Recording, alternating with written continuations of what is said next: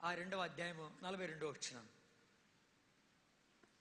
అపోస్తలుల కార్యములు 2వ అధ్యాయం 42వ వచనం చదువుకుంటాం. 42వ వచనం.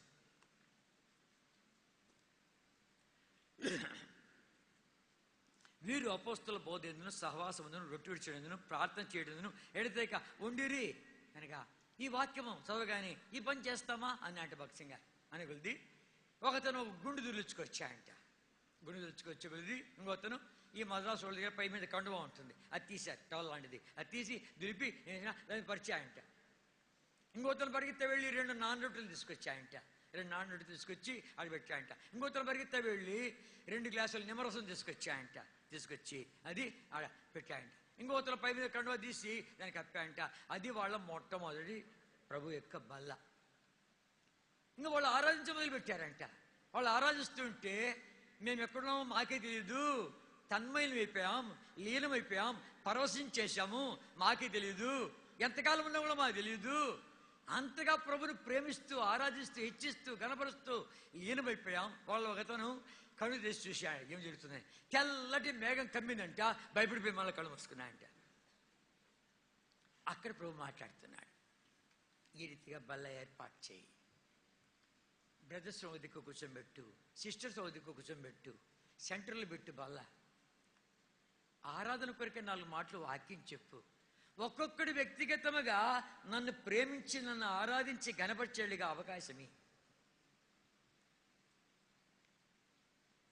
ఒక గది ఒకటి అద్దెకి తీసుకో, అక్కడ బైబిల్ పట్టణం ఆరంభించు.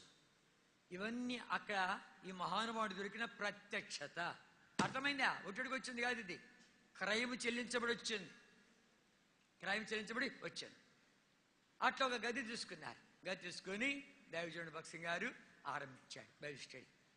బాప్తిస్మం గురించి మాట్లాడుతుంటే ఒక్కతను లోపడ్డా అంటే బాప్తిస్మం తీసుకునేడానికి, ఒకతను బాప్తిస్మం తీసుకుని విధేయత చూపించగలిది.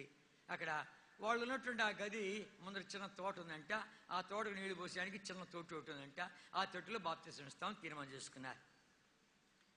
తొట్టెవ చిన్నదంట, తీసుకుని పొడుగ్గా ఉన్నాడంట.